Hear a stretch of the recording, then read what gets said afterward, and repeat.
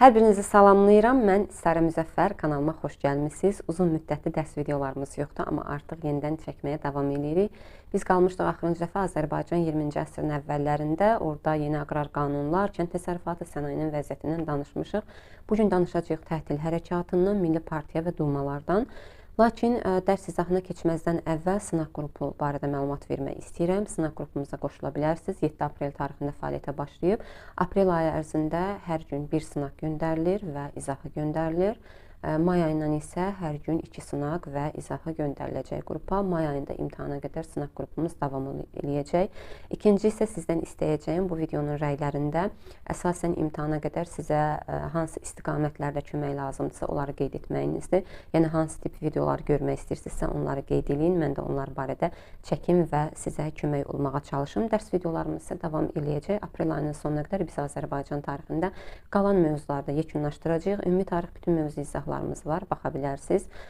Azərbaycan tarixindən isə 20-ci əsr və 21-ci əsr qalıb. Əsasən də Qarabağ müharibəsidir, mədəniyyətdir, müasir dövrdür. Bu videoların hər biri kanala yükləniləcək. Başlayaq bugünkü dərsimizə. Dediyimiz kimi birinci danışacağıq Azərbaycanda tətil hərəkatından 20-ci əsrin əvvəllərində. Yazaq 20-ci əsr və əvvəlləri. Təbii ki, tətil hərəkatı ilk olaraq 20-ci əsrin əvvəllərində başlamır. 19-cu əsrin ikinci yarısında başlayıb əsasən kapitalist münasibətlərin meydana gəlməsi ilə, çünki fəhlə sinfi həmin dövrdə təşəkkül tapır. Fəhlə sinfinin təşəkkül tapması ilə onların problemləri də gün üzünə çıxmağa başlayır. Belə ki, artıq 19-cu əsrin 70, 80, 90-cı illərində biz fəhlə tətillərini görürük. Eyni şəkildə bugün 20-ci əsrin əvvəllərində gördüyümüz qaçaq hərəkatı da 19-cu əsrin ikinci yarısında başlayıb hər ikisi. Hətta 1895-ci ildə Bakıda tütün fabrikinin fəhlələri ilk dəfə ümumi tətildə eləmişdilər. Bugün isə 20-ci əsrin əvvəllərində yenidən niyə tətil hərəkatı bu qədər aktiv fazaya keçir? Çünki 20-ci əsrin əvvəllərində 1900-1903-cü illərdə böhran var. Dünya iqtisadi böhranı bir səbəb budur. İkincisi isə Rusiyanın öz daxilində olan və xaricində olan problemlərdir ki, birbaşa onun müstəmləkələrinə də təsir edir. Bu təsir nəticəsində 1902-ci ildə Bakıda fəhlələr ilk dəfə açıq siyasi nümayiş keçirdirlər. Açıq nümayiş. 1903-cü ildə həmin bu nümayişlər yenə Bakıdan davam edirik. İlk ümumi tətilə çevrilir. Ümumi tətil. Hətta tətilçilər tətil hərəkatına rəhbərlik etmək üçün bir tətil komitəsi də yaradırlar. Amma təbii ki, bu hərəkatlar Çar Rusiyası tərəfindən yatırılacaq. Amma ən önəmli nəticələrdən biri 1904-cü ildə neft sənayeçiləri ilə neft sənayesində çalışan fəhlələr arasında mazot konstitusiyasının imzalanmasıdır. Qarşısına bir dənə yazaq neft. Əslində mazotdan bilinir ki, neftdə, amma yenə də nədir mazot konstitusiyasının mahiyyəti? Belə ki, burada bəzi güzəştlər verilir fəhlələrə, amma yalnız neft sənayesində çalışan fəhlələrə. 1. Əmək haqqı artırılır. 2. İş günü azaldılır. İş günü 9 saata indirilir. Üçüncüsü, həftədə bir dəfə və ildə bir gün tətil etmək, istirahət etmək hüququ var. Dördüncüsü isə ən önəmli məsələlərdən biri Cənubi Azərbaycandan gəlib Şimali Azərbaycanda çalışan fəhlələrin əmək haqqısındakı qeyri-bərabərlik aradan qaldırılır və artıq onlara eyni əmək haqqı verilməyə başlanılır. Bu neft sənayesinə aiddir təbii ki, amma 1905-ci ildə yenidən tətil hərəkatı davam eləyəcək, yenidən aktivləşəcək. Digər sənaye sahəsində çalışan fəhlələr də müəyyən üstünlüklər əldə eləyəcəklər. Hətta 1905-ci ildə həmin bu tətil hərəkatına rəhbərlik etmək üçün noyabr ayında Bakıda Fəhlə Deputatları Soveti, yəni Bakı Fəhlə Deputatları Soveti yaradılacaq. Amma 1906-cı ilin fevral ayında Çar tərəfindən bu Bakı Fəhlə Deputatları fəaliyyəti dayandıracaq. Bəs 1905-ci ildə bu hərəkat genişlənəndə Çar Rusiyası hər hansısa bir idarə etmə dəyişikliyi edibmi? Edib. Belə ki, 1844-dən, buradan yazaq onu, 1844-dən 1883-cü ilə qədər canişinliyi var idi, Qafqaz canişinliyi. 1883-də onu ləğv eləmişdilər. Canişinlik 1905-ci ildə yenidən bərpa ediləcək. Canişinlik bərpa. Bu davam edəcək 1917-ci ilə qədər. Bundan əlavə olaraq Bakıda hərbi qubernator vəzifəsi yaradılacaq və Bakıda hərbi vəziyyət elan ediləcək proseslərin gedişində. Əlavə olaraq bu gördüyü əsasən inzibati və idarə etmə sistemi ilə bağlı olan dəyişikliklərdir. Bəs həmin dövrdə rus çarı olan 2-ci Nikolay əhalinin ən azından bir kompromisə gedirmi əhaliyə qarşı? Müəyyən bir gedəcək o kompromisə nədir o da? 1905-ci ilin oktyabr ayında 2-ci Nikolay manifest verir. Bu manifestdə əsasən vətəndaşlara söz, mətbuat və vicdan azadlığı verilir.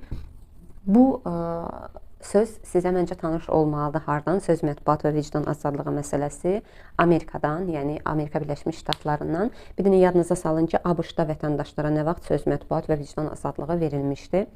1905-ci il məsələləri bu. Bir də qısa şəkildə onu deyə bilərik ki, həmin bu dövrdə, düzdür, o məncə partiya və dumaların içərisində desək daha yaxşı olur, amma yox elə burada deyək, buranda yekunlaşdıraq.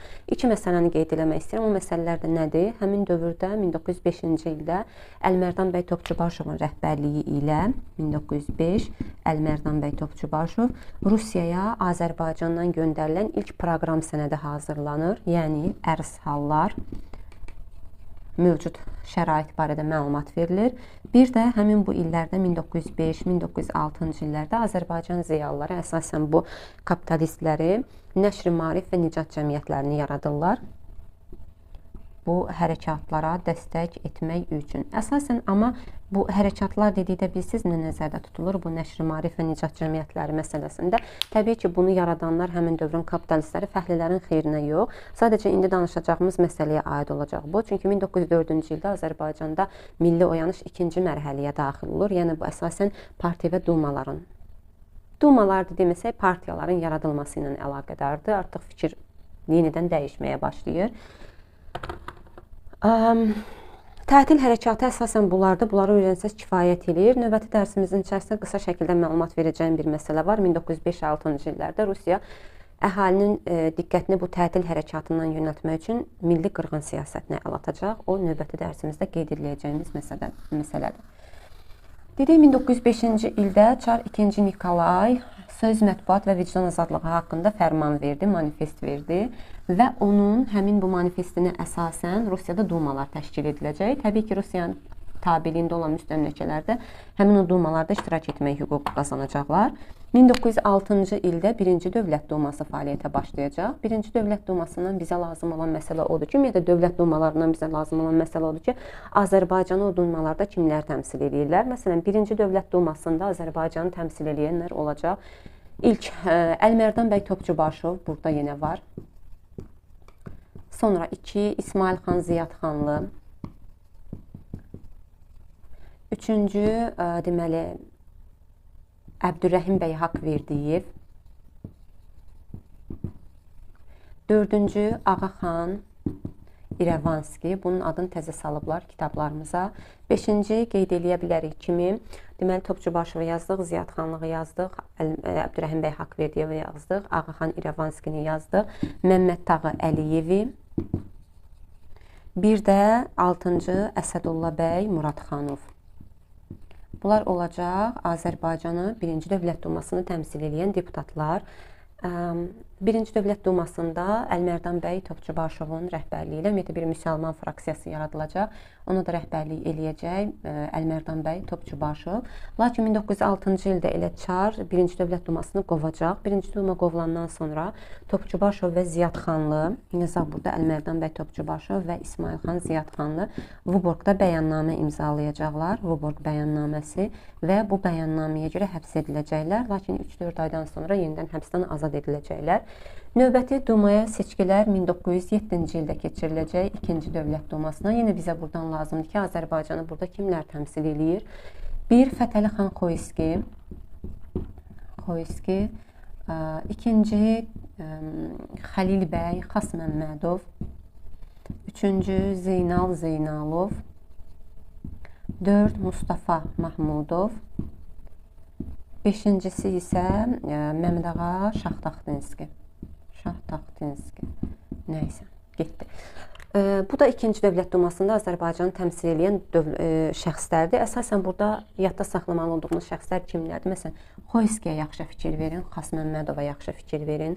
Buradan Topçubaşovda, Ziyadxanlıda bunlara ciddi fikir verin. Niyə? Çünki biz bunların adını həm əvvəlki dərslərimizdə, həm sonraki dərslərimizdə yenə görəcəyik. Ona görə müəyyən bir dövrlərdə deyim qəbulda istifadə eləyib. Məsələn, Topçubaşova aid olanları seç və yaxud Fətəlxan Xoyskiyə aid olanları seç və yaxud İsmayıl xan Ziyadxanlı, Xəlil Məlik Xasməmmədov eyni şəkildə.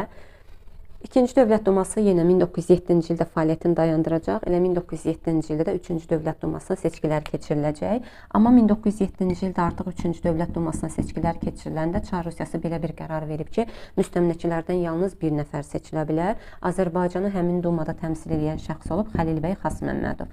Baxın, görürsünüz, Xəlil bəy Xasməmmədov həm 2-ci Dövlət Dumasında var, həm də 3-cü Dövlət Dumasında var. Bir nəfərdir zaten. 3-cü Duma 1907-ci ildə 1912-ci ilə qədər davam eləyəcək.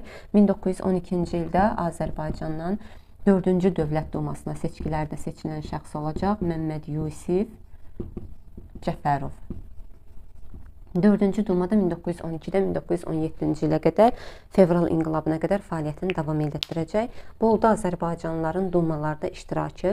Daha sonra gəlirik partiyalarımızdan danışmağa. 20-ci əsrin əvvəllərində artıq Azərbaycanda ilk siyasi təşkilatlar və partiyalar yaranmağa başlayırlar. Onlardan qeyd eləyəcəyik. Bir də Rusiya müsəlmanlarının qurultayını qeyd eləyəcəyik. Bundan da bugünkü dərs izahı videomuz yekunlaşacaq. Partiyalardan danışdıqda və yaxud təşkilatlardan danışdıqda ilk olaraq 1902-ci ildə Azərbaycanda Məmməd Əmin Rəsulzadə 1902-də yazırlar, 3-də yazırlar. Fərqi yoxdur, yəni 20-ci əsrin əvvəllərində. O problem olduğu üçün indi ili çıxardıblar qəti şəkildə. Məmməd Əmin Rəsulzadənin rəhbərliyi ilə Müsəlman Gənclik Təşkilatı yaradılır. Bir bunu deyəcəyik. Sonra ikinci 1904-cü ildə Hümməti görürük. Hümmətin yaradılmasında yenə Məmməd Əmin Rəsulzadə iştirak eləyir. Hümmətin yaradılmasında məqsəd 1904-cü ildə əsasən nədən ibarətdir? Fəhlələr içərisində siyasi iş aparmaqdan ibarətdir. Lakin sonralar Hümmət təşkilatı Rusiya Sosial-Demokrat Fəhlə Partiyasının təsiri altına düşür. İşte belə olanda Məmməd Əmin Rəsulzadə deyir ki, siz əvvəlki qayənizdən uzaqlaşmısınız. Ona görə Hümmət Partiyasını tərk eləyir. 1905-ci ildə biz Azərbaycanda ilk milli partiyanı görürük. 1905-ci ildə bu partiyamız Gəncədə fəaliyyətə başlayan Qeyrət Partiyasıdır. Qeyrət ilk milli partiyadır. Milli partiya. Daha sonra deməli başçısı Ələkbər bəy Rəfibəylidir. Məqsədi isə Azərbaycana muxtariyyətdir. İlk dəfə muxtariyyət istəyir. İlk milli partiyadır. Gəncədə yaranıb, yaradıcısı da Ələkbər bəy Rəfibəylidir. Sonra növbəti 1906-cı ildə Bakıda yaradılan Difai partiyasını görəcəyik. Difai partiyasını yaradan Əhməd bəy Ağayevdir. Difai partiyasının qəzeti var, İrşad. Difai partiyasının yaradılmasında məqsəd var. Nədir o məqsəd? Müsəlmanları ermənilərin qırğınından qorumaq əsas məqsədləri bundan ibarətdir. Sonra biz 1907-ci ildə Müdafiə partiyasını görəcəyik. Müdafiə partiyasını yaradan İbrahim ağa Vəkilovdur. Müdafiə partiyası da Gəncədə yaranıb. Müdafiə partiyasını İbrahim ağa Vəkilov yaradır, amma İsmayıl xan Ziyadxanlı partiyanın fəxri üzvüdür. Fəxri üzv.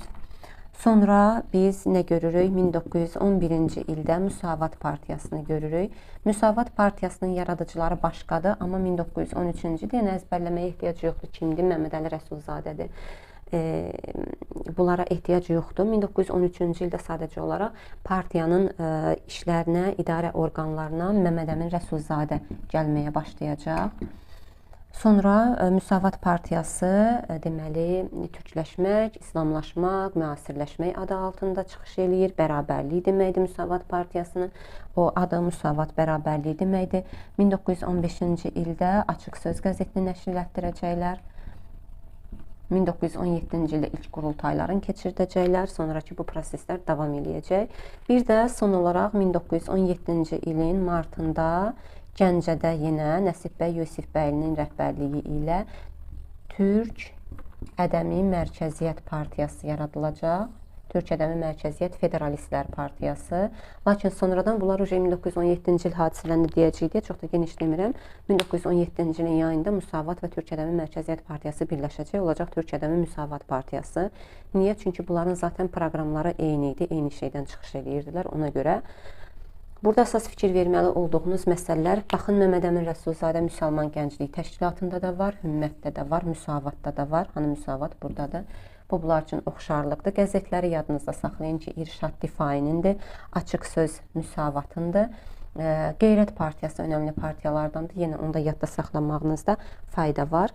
Bu oldu partiyalarımız. Daha sonra gələcəyik, dumalarımızı dedik. Sonra qaldı Azərbaycanların Ümumrusiya Müsəlman qurultaylarında iştirakçıları.